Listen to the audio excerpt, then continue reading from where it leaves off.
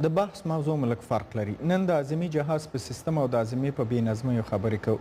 په هاضمي سیستم کې ډسپیپسیا یا بدهضمي داسې تکلیف دی چې د ګیډې درد پکې پیدا کیږي او کله ناکله ډېر دوامداره کیږي. د دې ناروغۍ په علتونو او درملنې د نیویارک په جمعیه روغتون کې د داخله ناروغیو د متخصص ډاکټر میر علي سادات صاحب نظر اورو چې د سکایپ د لارې نه به موږ سره په خپرونه کې.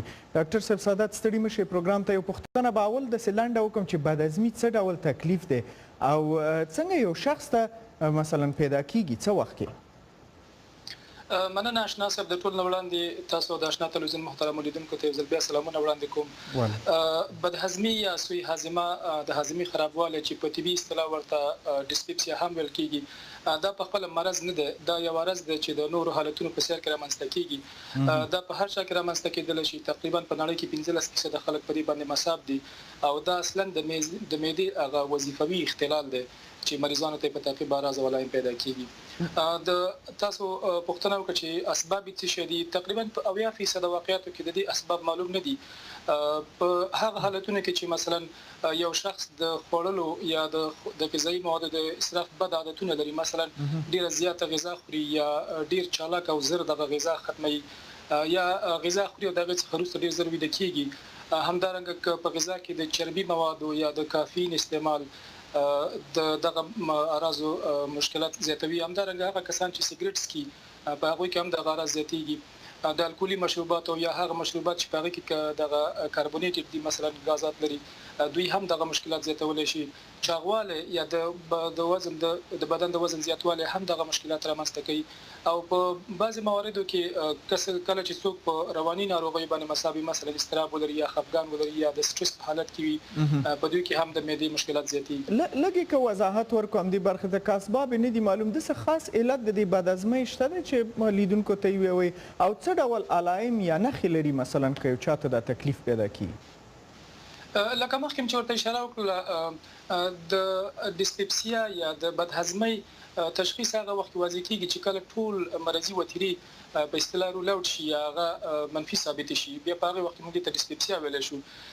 د اعراضو د نظره مریضان ته معمولا د معدې په حقیقي قسمت کې یا د ګیډې په ګورتنۍ برخه کې مریضانو ته دروندواله درد پیدا کیږي. همدارنګه په معده کې د غازاتو تجمع مریضان د دلبدۍ او د بېاشتهایي کله کله مریضان استفراغ هم کوي. خصوصا دغه اعراض مریضان ته د ډوډۍ د خوړلو څخه وروسته پیدا کیږي. بعضي وخت د لنډې مودې لپاره په خپله ښه کیږي، په بعضي حالتونو کې دوامدار شکل پیدا کوي. داسې فرض کړو چې دغه تاسو چې کوم ټکي او علائم ذکر کړل، که یو ناروغ شخص مثلا په دې پوه شي، د علائم وپېژني، څه ډول وقایوي کار کولی شي سمدستي ځان لپاره؟ ډېرې ښې پوښتنې ته مې اشاره وکړه.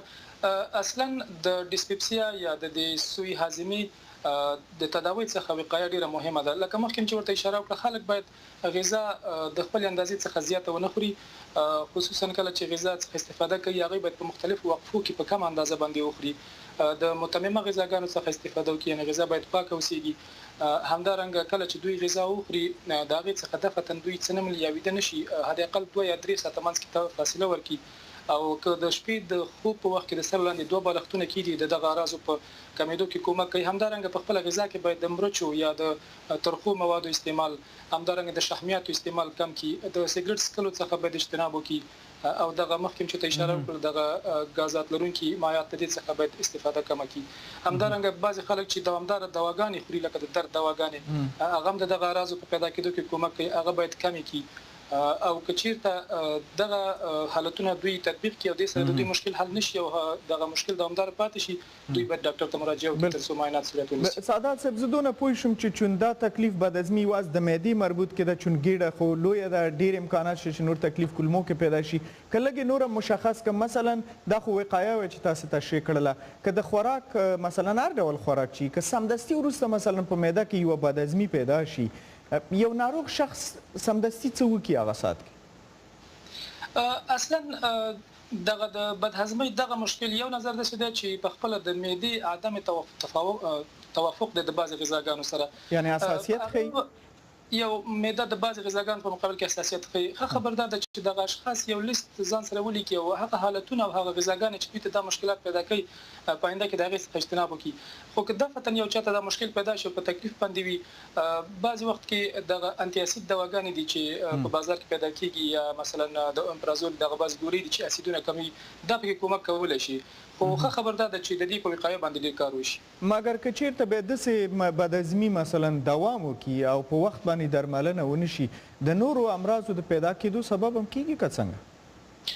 واقعا اصلا دغه بدهضمي چې د چون مخکې مرته اشاره وکړه چې دا یو عرض دی او د نورو امراضو په سر کې پیدا کېږي. که چېرته دوامداره پاتې شي او یا خصوصا دې سره نور خطرناک فکتورونه موجودي، مثلا د وزن کموالی یا استفراقات متکرر یا په استفراق کې وینه راتلل یا د مواد غایطه د رنګ تغییر توروالی، دا حالتونه دي چې په دې کې باید مریض ډاکټر ته مراجعه وکړي او معاینات صورت ونیسي، چې په دې کې د وینې معاینات، مواد غایطه معاینات، حتی اندوسکوپي چې د یوې کمرې په واسطه باندې د معدې داخل برخه کتل کېږي تر څو هغه د کانسر وتیري یا مثلا د قرحې یا د معدې زخمونه دغه حالتونه باید په نښه شي.